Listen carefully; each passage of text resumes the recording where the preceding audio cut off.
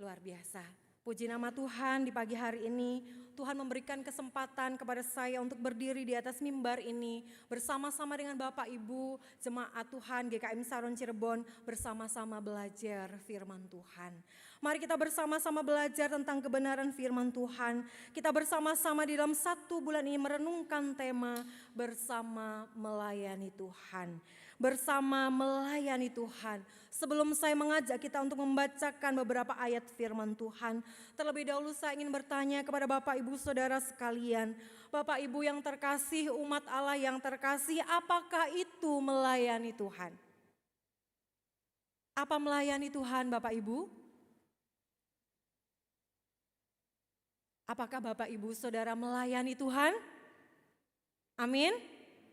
Puji nama Tuhan. Apa itu melayani Tuhan Bapak Ibu? Ada yang bisa membantu saya? Apa itu melayani Tuhan? Apakah melayani Tuhan adalah kegiatan program dari gereja? Baik itu ibadah, persekutuan-persekutuan atau kegiatan-kegiatan yang menjadi program dari gereja. Apakah ketika kita mengambil bagian dan terlibat di dalamnya, itu berarti kita sedang melayani Tuhan? Atau ketika kita terlibat di dalam berbagai pelayanan-pelayanan misi, menjangkau jiwa-jiwa yang berada di daerah-daerah tertentu yang masih belum terjangkau oleh Injil. Apakah itu dikatakan melayani Tuhan? Lalu bagaimana dengan setiap orang yang tidak terlibat di dalam segala aktivitas kegiatan pelayanan di gereja? Tidak menjadi hamba Tuhan seperti saya, tidak menjadi majelis, tidak menjadi pengurus komisi, tidak menjadi pelayan-pelayan ibadah. Tetapi yang sedang berfokus untuk bekerja, menghidupi keluarga dalam pekerjaan masing-masing. Apakah mereka yang bekerja dan mencari nafkah bagi keluarganya tidak melayani Tuhan sama dengan mereka yang ada di dalam rumah Tuhan, di dalam gereja? Umat Allah yang terkasih, Kolose 3 ayat 17 dan 23. Ketika kita boleh menyadari dan memahami apa itu arti melayani. Kolose 3 ayat 17 dan 23 mengatakan, dan segala sesuatu yang kamu lakukan dengan perkataan atau perbuatan, lakukanlah semuanya itu dalam nama Tuhan Yesus sambil mengucap syukur oleh Dia kepada Allah Bapa kita. Apapun juga yang kamu perbuat, perbuatlah dengan segenap hatimu seperti untuk Tuhan dan bukan untuk manusia. Jadi apa arti melayani Bapak Ibu kalau saya tadi membacakan Kolose 3 ayat 17 dan 23. Artinya apapun juga segala sesuatu perkataan dan perbuatan kita yang kita lakukan dalam nama Tuhan dan untuk Tuhan dan untuk kemuliaan Tuhan, itulah melayani Tuhan. Amin. Bapak Ibu Saudara setuju dengan apa yang saya sampaikan? Bahwa melayani Tuhan adalah seluruh perkataan kita, perbuatan kita yang kita lakukan dalam nama Tuhan Yesus Kristus. Dan bagi Dia sesuai kehendaknya dan untuk kemuliaannya dimanapun, kapanpun itu adalah melayani Tuhan. Amin. Oke, kalau Bapak Ibu Saudara amin, kita akan melanjutkan ya. Kita akan bersama-sama belajar Bapak Ibu Saudara. Bahwa melayani Tuhan itu adalah segala sesuatu dalam hidup kita.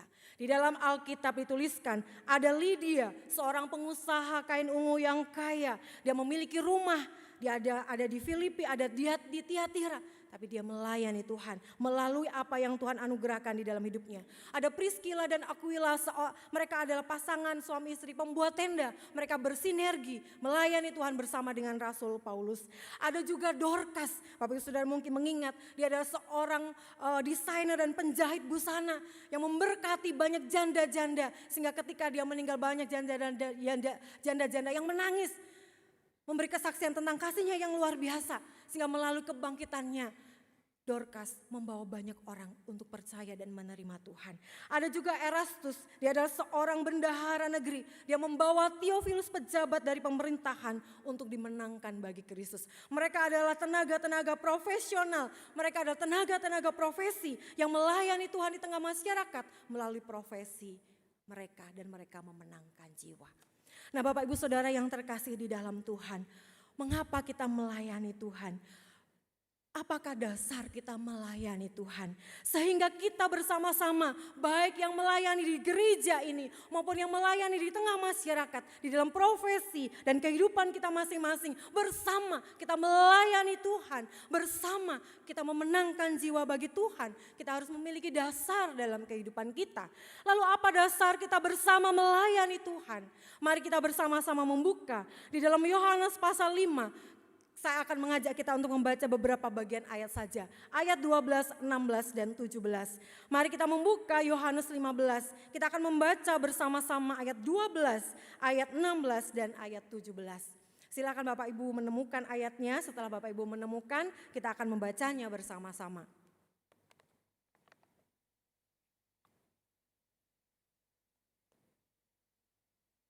Sudah menemukan Bapak Ibu?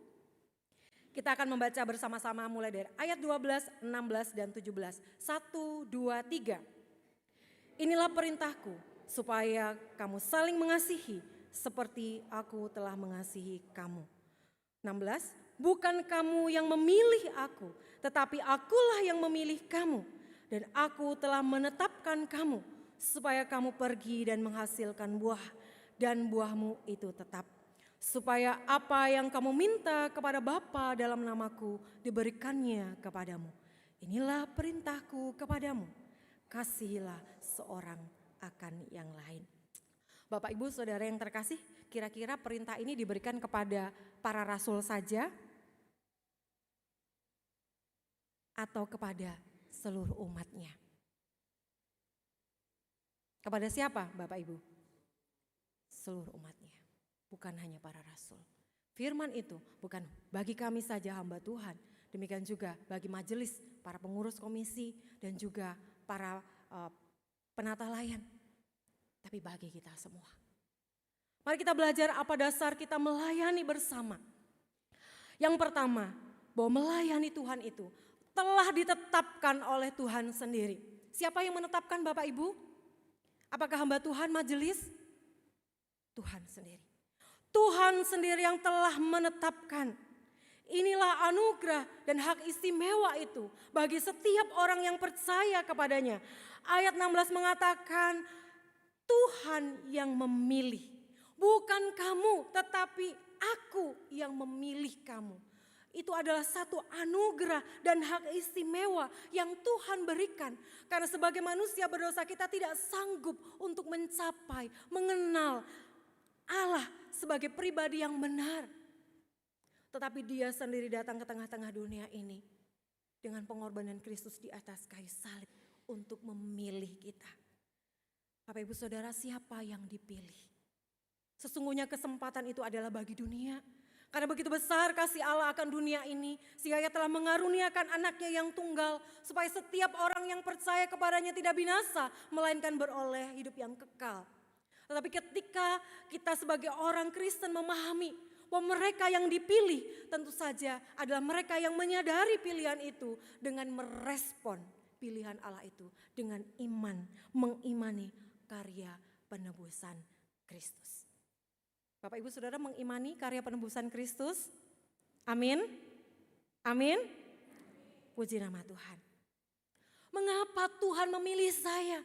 Mengapa Tuhan memilih Bapak, Ibu, dan Saudara untuk memiliki iman kepada karya keselamatan, pada karya penebusan Kristus?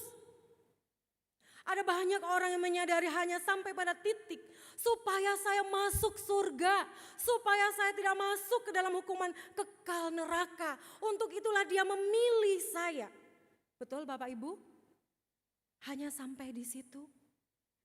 Hari ini kita belajar bahwa Dia yang memilih kita di dalam pilihan itu sendiri mengandung panggilan.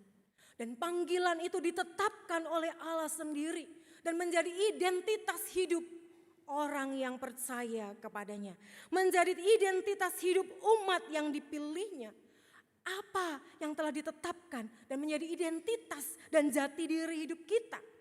Ayat 16 berkata, Bapak Ibu Saudara yang terkasih di dalam Tuhan, aku telah menetapkan kamu supaya kamu pergi dan menghasilkan buah, dan buahmu itu tetap. Tuhan menetapkan saya dan Bapak Ibu Saudara menjadi umat pilihannya. dan menetapkan saya dan Bapak Ibu Saudara untuk pergi dan menghasilkan buah. Siapa yang disuruh pergi dan menghasilkan buah? Nama demi nama Bapak Ibu Saudara yang hadir pada pagi hari ini. Tuhan menetapkan supaya Bapak Ibu Saudara pergi dan menghasilkan buah dan buahmu itu tetap. Bapak Ibu Saudara, buah kata ini berasal dari kata dasar karpos. Yang dipakai di dalam ayat ini adalah karpon, dari kata dasar karpos dalam bahasa Yunani. Yang artinya itu buah, yang artinya itu adalah tuaian, yang artinya itu adalah manfaat. Ketika Bapak Ibu Saudara ditetapkan untuk menghasilkan buah, boleh dikatakan Bapak Ibu Saudara ditetapkan untuk menghasilkan tuaian bagi kerajaan Allah yang kekal. Agar Bapak Ibu Saudara memberi manfaat dalam kehidupan di tengah-tengah dunia ini. Agar orang lain juga mengalami kasih dan keselamatan Tuhan. Itulah panggilan hidup, itulah jati diri yang ditetapkan oleh Allah untuk saya dan Bapak Ibu Saudara. Pertanyaannya adalah, sudahkah saya dan Bapak Ibu Saudara memahami akan hal ini? Sudahkah saya dan Bapak Ibu Saudara berdampak untuk menolong orang lain agar mereka menjadi tuaian bagi kerajaan Allah? Itulah buah yang kekal, yaitu tuaian bagi kerajaan Allah. Untuk perjamuan anak domba Allah yang kekal. Yang kita nantikan dalam sukacita surgawi. Bapak Ibu Saudara, itulah sejatinya panggilan hidup kita. Pilihan hidup kita oleh anugerah keselamatan di dalam Kristus. Tetapi ironisnya umat Kristen hanya memahami dan yang selalu diingat di dalam hidupnya adalah apa Bapak Ibu Saudara? Ayat 16 bagian B. Di sana dikatakan apa Bapak Ibu Saudara? Supaya apa yang kamu minta kepada Bapa dalam namaku diberikannya kepadamu. Apa yang selalu diingat? Berkat. Saya percaya kepada Tuhan, saya beribadah, saya melayani supaya saya diberkati. Berkat, berkat, berkat, berkat. Mengklaim janji dan berkat Tuhan. Kita melihat di sini janji dan berkat pengabulan doa itu tidak selalu diawali dengan penugasan. Matius pasal 28 ayat 19 sampai 20, pergilah jadikanlah semua bangsa muridku dan bagian akhir dan ketahuilah aku menyertai engkau senantiasa sampai pada akhir zaman. Artinya apa Bapak Ibu Saudara?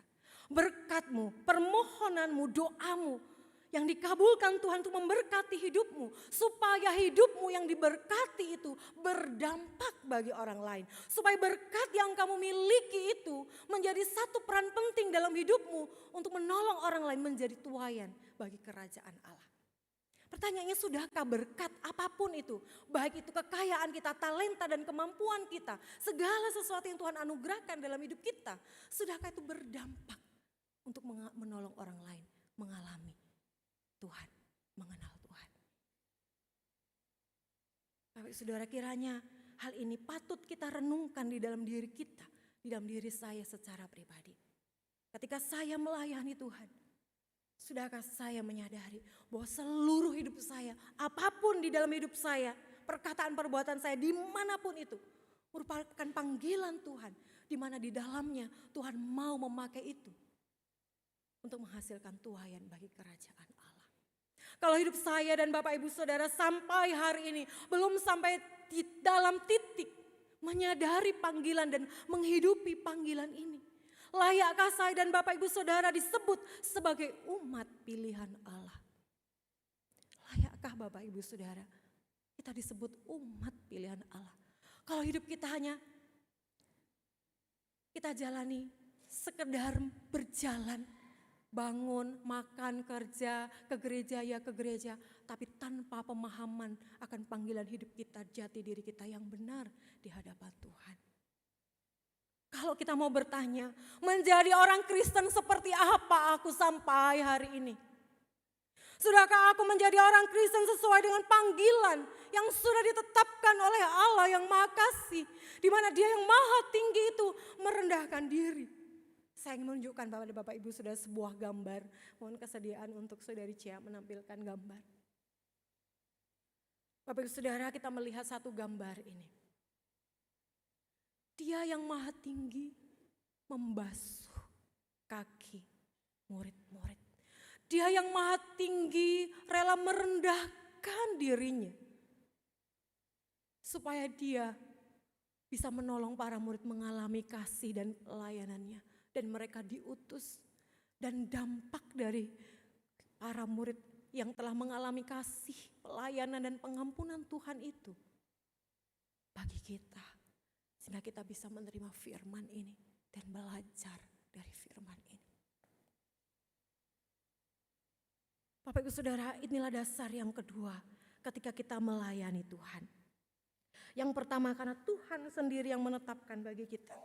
Dasar yang kedua adalah kasih dan perintah dari Allah agar kita saling mengasihi.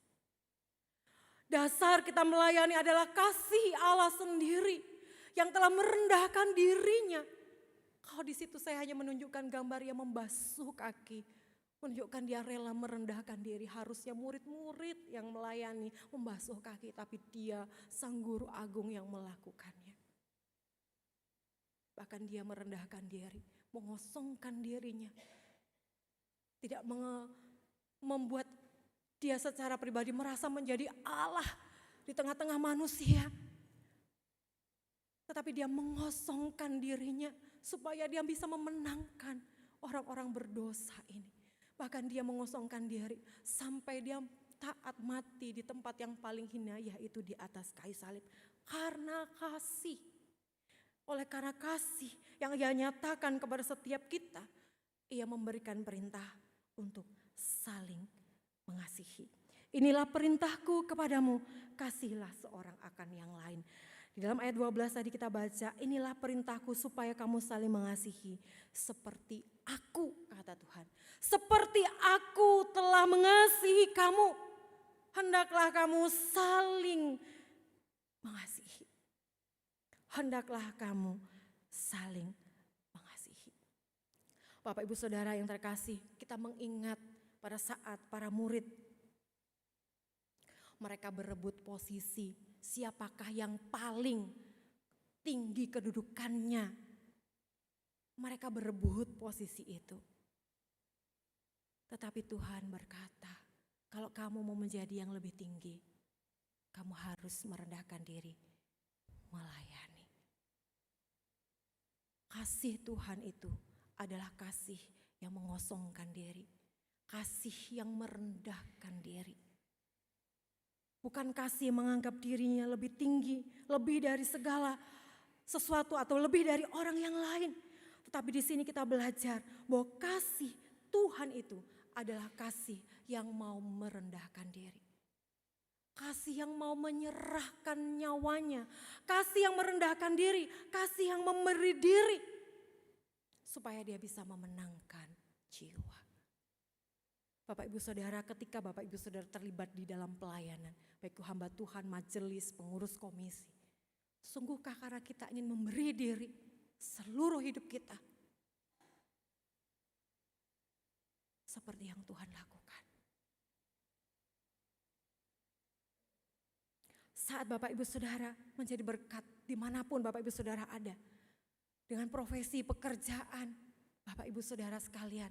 Atau mungkin studi yang Bapak Ibu Saudara jalani. Apakah di situ ada sikap hati kasih kita.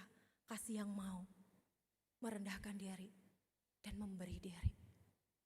Untuk menolong orang lain boleh mengalami Tuhan. Bapak Ibu Saudara, saya ingin mengajak kita untuk melihat satu tayangan video.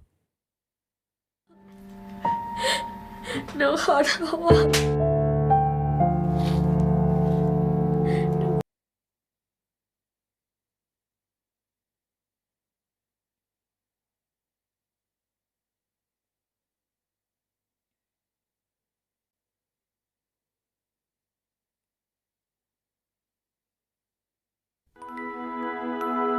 ปุ๋ยฝ้าย Sabar ya Bapak Ibu. คือความมหัศจรรย์แรกในชีวิตผม วันแรกที่เห็นเธอ ผมสัญญากับตัวเองว่า ผมจะรักและดูแลเธอตลอดไป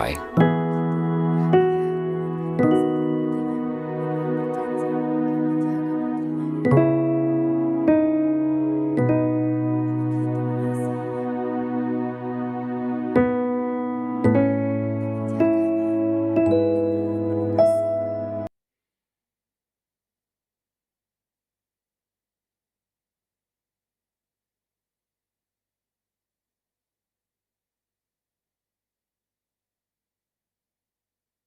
apa-apa, sabar ya Bapak Ibu. Terima kasih. Dengan penuh kasih Bapak Ibu Saudara boleh menanti tayangan ini ya. ปุยฝ้ายคือความมหัศจรรย์แรกในชีวิตผม วันแรกที่เห็นเธอ ผมสัญญากับตัวเองว่า ผมจะรักและดูแลเธอตลอดไป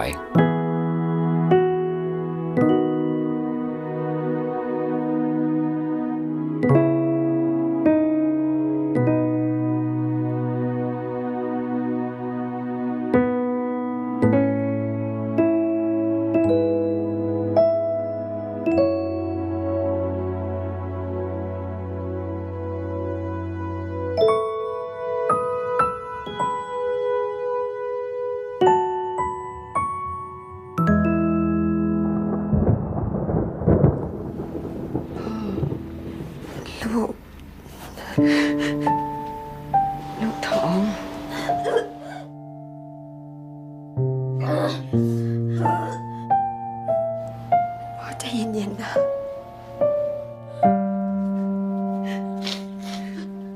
พ่อหนูขอโทษ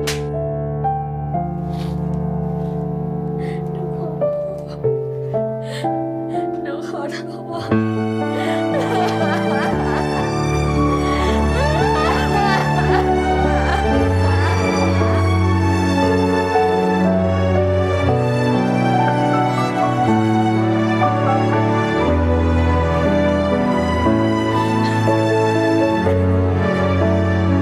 พ่อรักลูก พ่อจะรักลูกของลูกด้วย ผมยังไม่เคยลืมสัญญาในวันนั้น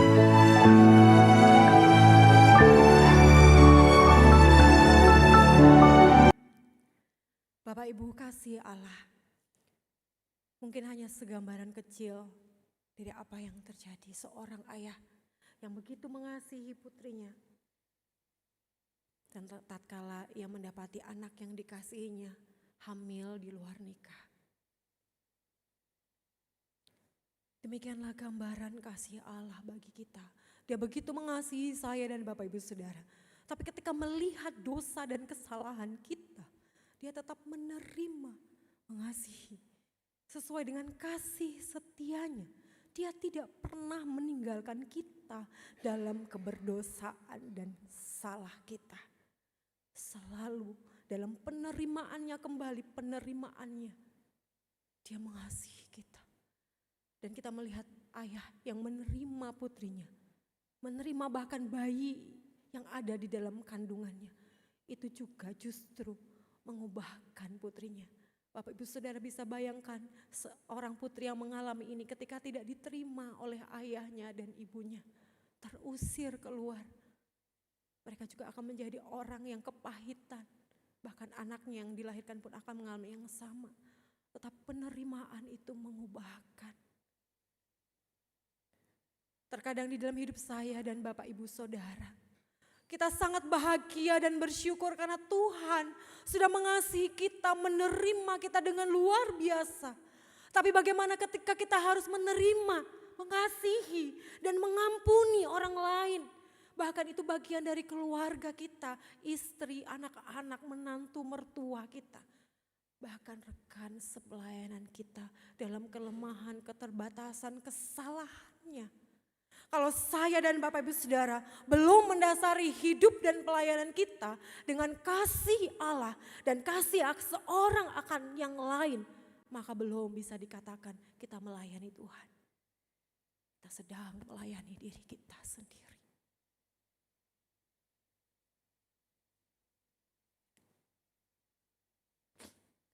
Ketika setiap pribadi menyadari hal ini, barulah kita semua Bapak Ibu Saudara bisa bersama melayani Tuhan. Tidak hanya bisa sehati sepikir satu dengan yang lain, tetapi lebih lagi kita sehati sepikir dengan Tuhan. Searah, sejalan dengan kehendak, rancangan dan mau Tuhan. Sehingga ketika Bapak Ibu Saudara pribadi, lepas pribadi jemaat GKM Saron Cirebon sungguh menyadari penetapan Tuhan atas hidupnya, panggilan Tuhan atas hidupnya, dan mendasari hidupnya dengan kasih Allah yang begitu luar biasa, maka saya percaya tidak akan ada bangku yang kosong. Amin. Karena hidup Bapak Ibu Saudara berdampak. Tiap-tiap hari Tuhan menambahkan jumlah jiwa orang yang diselamatkan dari kehidupan pribadi-pribadi yang berdampak. Amin Bapak Ibu Saudara. Amin. Apa komitmen Bapak Ibu Saudara? Apa komitmen saya ketika mendengar kebenaran ini? Apa tekad di dalam diri kita? Apakah kita masih mau menjadi sama dengan pribadi yang belum mengenali, memahami penetapan Tuhan atas hidup kita, yang belum mengalami kasih Tuhan dalam hidup kita?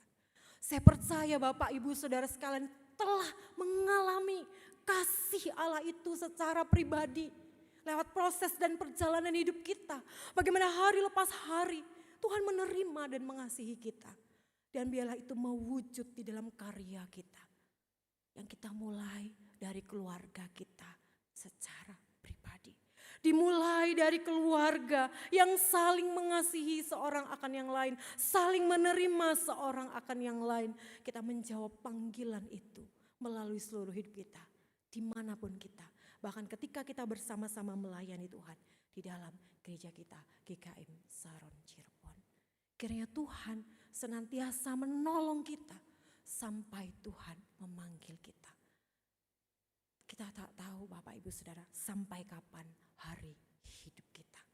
Tetapi ketika Tuhan masih memberikan kita nafas kehidupan, adalah kesempatan bagi saya dan Bapak Ibu Saudara untuk bertobat. Dan untuk menghidupi panggilan melayani Tuhan yang Dia sendiri telah tetapkan dan Ia sendiri telah perintahkan. Sehingga tidak ada seorang pun yang saat ini hidup untuk dirinya sendiri. Karena segala sesuatu yang kita lakukan, baik perkataan perbuatan, bahkan 1 Korintus 10 ayat 31 katakan, baik ketika engkau makan, bahkan ketika engkau minum, lakukanlah semuanya untuk kemuliaan Tuhan. Melayani Tuhan adalah ketika kita memuliakan Tuhan.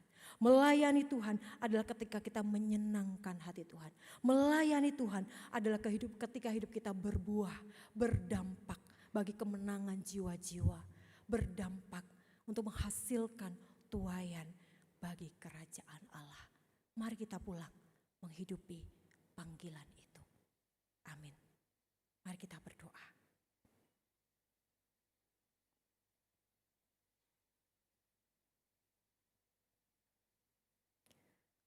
Seperti Bapa telah mengasihi aku, demikianlah juga aku telah mengasihi kamu. Tinggallah di dalam kasih-Ku itu. Jikalau kamu menuruti perintahku, kamu akan tinggal di dalam kasih-Ku. Seperti aku menuruti perintah Bapa-Ku dan tinggal di dalam kasih-Nya. Semuanya itu kukatakan kepadamu supaya sukacitaku ada di dalam kamu dan sukacitaku menjadi penuh.